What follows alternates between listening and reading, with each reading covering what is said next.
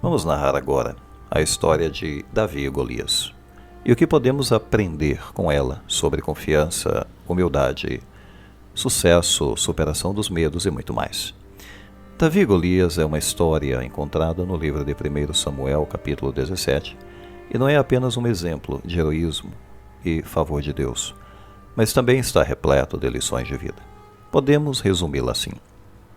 Davi era um jovem que pastoreava as ovelhas de seu pai e tocava lira para o primeiro rei de Israel, Saul. Quando começou uma guerra entre os israelitas e os filisteus, um gigante chamado Golias se gabou de que se algum israelita pudesse lutar e matá-lo, todos os filisteus se tornariam escravos dos israelitas. Por outro lado, se ele derrotasse esse guerreiro, os israelitas se tornariam seus escravos. O exército israelita estava com medo, e o rei Saul prometeu que qualquer um que derrotasse Golias receberia sua filha em casamento, e sua família seria isenta de impostos. Apesar disso, ninguém parecia corajoso o suficiente para tentar. Então Davi apareceu. Apesar de ser visto como incapaz de lutar contra Golias, Saul permitiu. Com apenas seu cajado, funda e 5 pedras, Davi se aproximou do gigante, declarando que Deus entregaria Golias em suas mãos. Conforme Golias se aproximava, Davi enfiou a mão em sua bolsa, pegou uma pedra e atirou-a com sua funda, atingindo Golias na testa. Golias caiu morto no chão. E nesse momento Davi pegou a espada de Golias e cortou sua cabeça. Ora, que lições podemos tirar dessa incrível história do Antigo Testamento? Primeira lição: não subestimemos ninguém, incluindo nós mesmos. Davi foi subestimado pelo menos em 3 ocasiões. Na primeira vez, quando seu irmão mais velho, Eliabe, viu que ele estava interessado em qual seria a recompensa por matar Golias, a Bíblia afirma que seu irmão ardeu com raiva dele e perguntou: por que você desceu aqui? E com quem você deixou aquelas poucas ovelhas no deserto? Eu sei como você é vaidoso e quão perverso é o seu coração. Você desceu apenas para assistir à batalha. Esse trecho está em 1 Samuel 17, 28. Ora, seu irmão só o via como apto o suficiente para cuidar de ovelhas e nada mais. A segunda vez que Davi foi subestimado foi quando disse ao rei Saul que lutaria contra Golias. Ora, qual foi a resposta do rei Saul? Saul simplesmente respondeu: você não pode sair contra esse filisteu e lutar contra ele. Você é apenas um jovem, e ele é guerreiro desde a juventude. Na terceira vez, foi o próprio Golias quem subestimou Davi. Quando Davi se aproximou do gigante Golias, a Bíblia afirma que Golias observou Davi e viu que ele era pouco mais que um menino, resplandecente de saúde e bonito, e o desprezou. 1 Samuel 17, 42. Davi foi subestimado, portanto, 3 vezes por 3 pessoas diferentes. Mas no final ele provou que cada uma delas estavam erradas a respeito dele. Aprendendo com isso, portanto, na vida devemos evitar subestimar as pessoas por causa de familiaridade, idade, aparência ou qualquer outro fator. Da mesma forma, só porque os outros nos fazem sentir incapazes, não devemos aceitar suas opiniões como verdadeiras. Todo mundo tem potencial, e se negligenciarmos os outros, ou a nós mesmos, perderemos oportunidades de realizar algum propósito em nossas vidas. Imaginemos, se Davi tivesse deixado os comentários de seu irmão mais velho desencorajá-lo, levando-o a voltar para casa para cuidar das ovelhas, qual teria sido o resultado da guerra entre os filisteus e os israelitas? Da mesma forma, e se Saul insistisse que Davi não era capaz de derrotar Golias, ele ordenasse que não lutasse contra ele, provavelmente Saul teria perdido a solução do maior problema em suas mãos. Assim como Saul viu que Davi não parecia capaz, mas lhe deu uma chance, devemos dar uma chance às pessoas, mesmo quando elas não pareçam capazes de lidar com isso. Assim como Davi, sempre que alguém nos desprezar, não deixemos que isso nos impeça de seguir em frente. A opinião das pessoas sobre nós não precisa ser nossa realidade. Segunda lição: a confiança é construída em etapas, isto é, passo a passo. Será que já nos perguntamos como o jovem Davi teve coragem de lutar contra Golias, quando o próprio rei Saul e todos os israelitas ficaram consternados e apavorados? Ora, a resposta é encontrada na maneira como Davi responde a Saul, quando o próprio Saul lhe disse que ele não era capaz de lutar contra Golias, e Davi então lhe dá a seguinte resposta em 1 Samuel 17, 34 a 37. Teu servo tem cuidado das ovelhas de seu pai. Quando vinha um leão ou um urso e levava uma ovelha do rebanho, fui atrás deles, bati neles e salvei as ovelhas de suas bocas.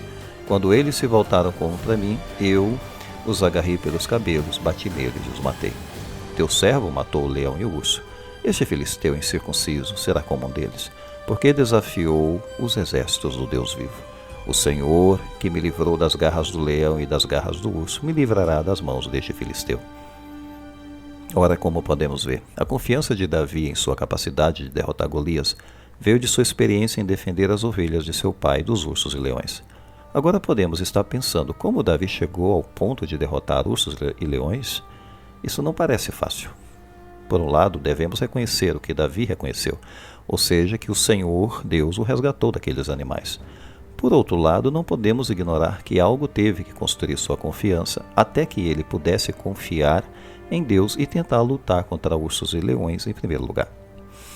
Cada conquista de Davi fazia com que ele aumentasse sua confiança para o próximo desafio e assim por diante.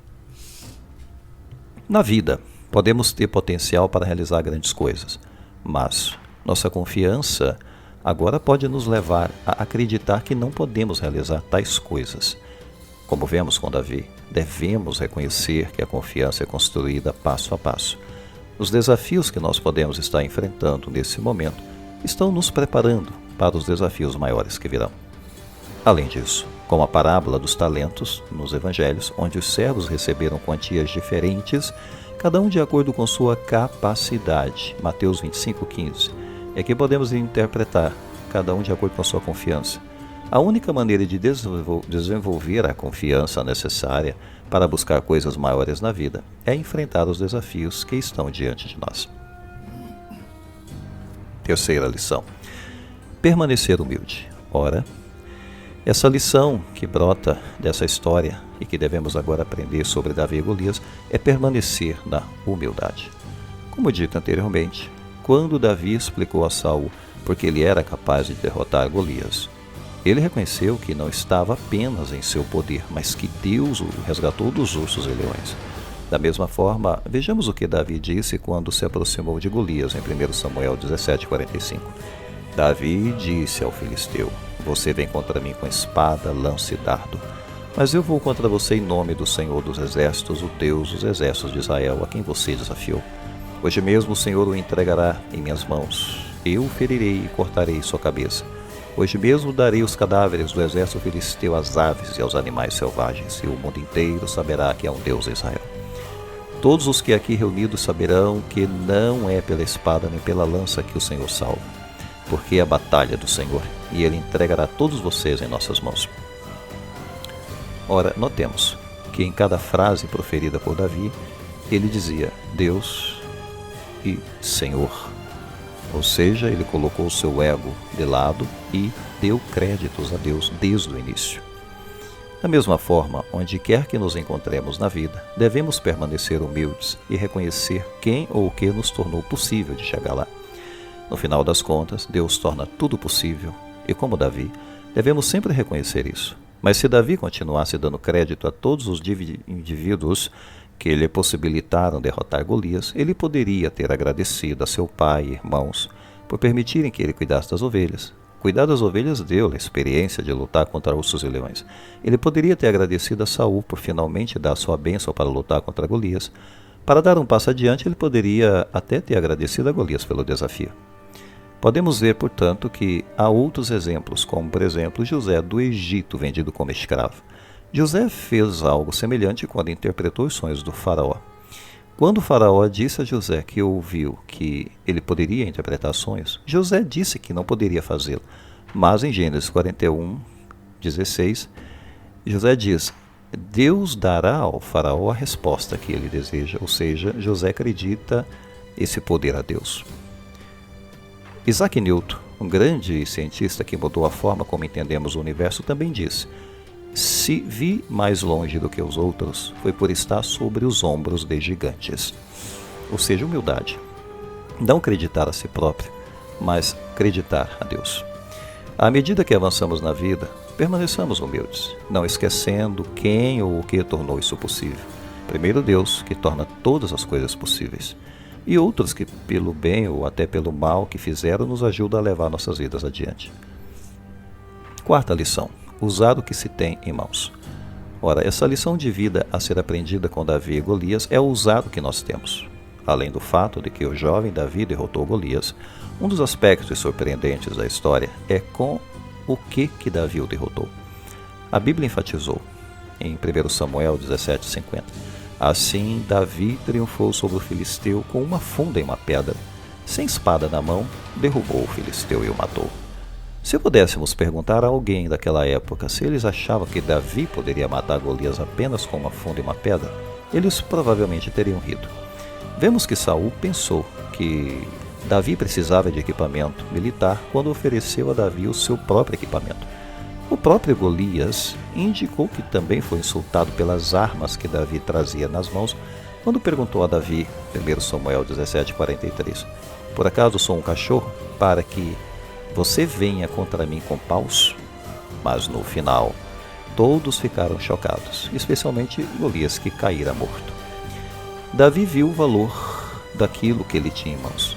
Embora parecessem insignificantes em uma luta contra Golias, com todas as suas armas, mas na verdade não eram insignificantes.